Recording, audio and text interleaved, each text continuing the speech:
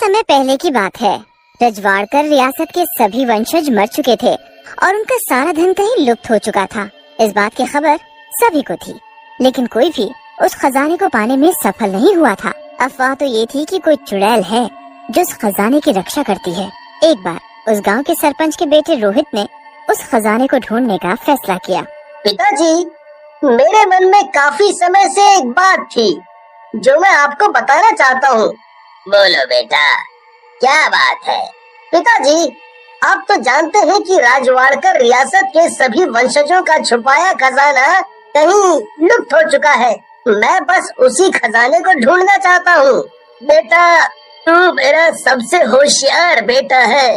मैं नहीं चाहता कि तू उस खजाने के चक्कर में अपनी जान को जोखिम में डाले। मेरी बात मान बेटा, भूल जाए सब चीजों को। वहाँ जाना ठीक नहीं तेरे लिए। लेकिन पिताजी, आप सिर्फ ये देख रहे हैं कि मैं हार जाऊंगा। आप ये सोचिए कि अगर मैं इस खजाने तक पहुँच गया तो क्या होगा। हम इस गांव को कहां से कहां पहुंचा देंगे।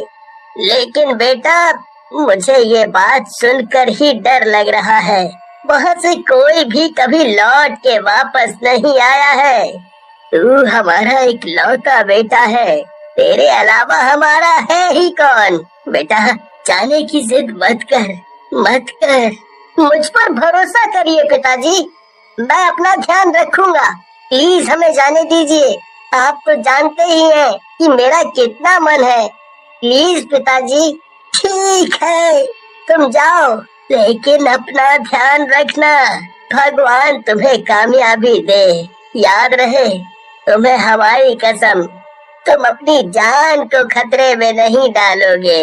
आप फिक्र ना करें पिताजी, मैं अपनी पूरी कोशिश करूंगा। और देखना पिताजी, मैं खजाना लेकर ही वापस आऊंगा। इसके बाद रोहित ने पूरे दिन भर सफर की तैयारी की और अगले दिन सफर के लिए निकल पड़ा। गुफा को ढूंढने के लिए वो कई दिनों तक चलता रहा। एक दिन गांव वालों की बताई गई कहानियों से मिलने वाले सुराग से वो गुफा के पास पहुंचा और उसने वहां पे रखे पत्थर हटाए और अंदर चला गया। उस गुफा में काफी सारे कंकाल पड़े हुए थे, लेकिन वो डरा नहीं और आगे चलता रहा। उसने देखा कि गुफा खत्म हो गई है और एक दीवार उसके सामने आ गई।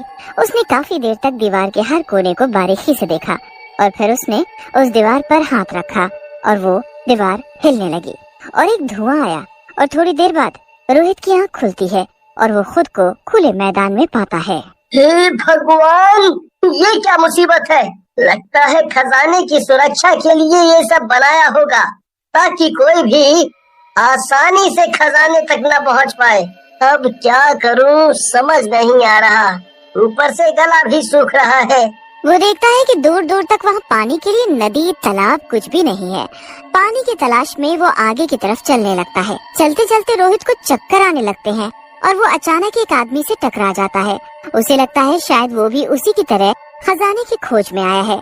रोहित जैसे ही उसके कंधे पर हाथ रखता है, उस इंसान की गर्दन पीछे की तरफ मुड़ने लगती है। ऐसा नजारा अपने सामने देखकर रोहित घबरा जाता है। रोहित भागने की पूरी कोशिश करता है, लेकिन भाग नहीं पाता और न ही चिल्ला पाता है। अचानक रोहित की आंख खुलती है और वो खुद को गुफा के अंदर पाता है। गुफा का पानी धीरे धीरे बढ़ने लगता है। मुझे जल्दी यहाँ से बाहर निकलना होगा, नहीं तो आज मेरे प्राण गए। क्या करूँ समझ नहीं आ रहा है। ऐसा करता हूँ, दीवार के कोनों में देखता हूँ, क्या पता बाहर निकलने का कोई रास्ता मिल जाए। दूसरी तरफ गुफा में पानी का स्तर धीरे धीरे बढ़ रहा होता है और रोहित को कहीं भी बाहर निकलने का दरवाजा नहीं दिख रहा होता है, लेकिन फिर भी वो अपनी पूरी जान लगा देता है। पानी उसके शरीर के ऊपर चला जाता है। तभी उसे नीचे जमीन में कुछ दिखता है। वो तैरते हुए उसके पास पहुंचता है। रोहित को गुफा के बीच में एक ढक्कन सा कुछ दिखाई देता है। वो जैसे ही उसे उठाता है, वहाँ का सारा पानी बाहर की तरफ निकल जाता है।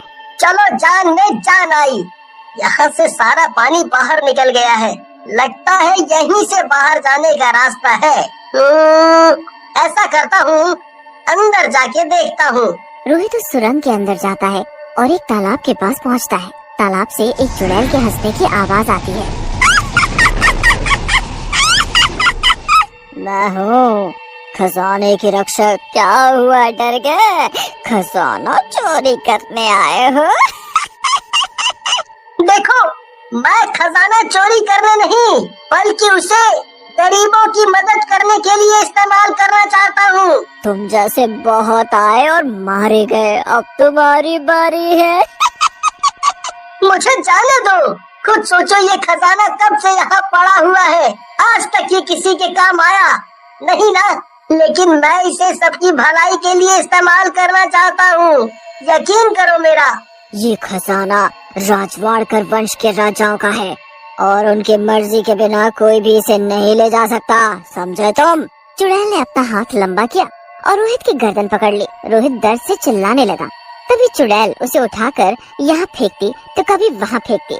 चुड़ैल ने रोहित को अधमरा कर दिया। फिर भी रोहित सिर्फ एक बात कहता, मेरा यकीन करो, इससे हम लोगों को काफी मदद कर सकते हैं, उन सबके जीवन के कष्ट दूर हो जाएंगे, दया करो हम पर। तू तो बड़ा ढीठ है रे, एक बार में समझ नहीं आता तुझे? क्या लगता है मुझे कि तू ऐसे नहीं मानेगा? अबे बताती हूँ तुझे, रुक। इसके बाद चुड़ैल एक चाकू उठाती है और रोहित की तरफ फेंक देती है, लेकिन जैसे ही चाकू रोहित को लगने वाला होता है तभी अचानक तेज रोशनी आती है और चाकू रुक जाता है। हाँ, ये क्या? ये चाकू कैसे रुक गया? रुक जाओ गौरी, हमारा इंतजार खत्म हुआ। महाराज? हाँ, हमारा इंतजार खत्म हुआ गौरी, हमें हमारे खजाने का वारिस मिल गया है, आज से तुम आजाद हो। तुमने इतने वर्षों तक हमारे राज्य के खजाने की निस्वार्थ भावना से रक्षा की, इसके लिए मैं तुम्हारा ऋणी हूँ गौरी।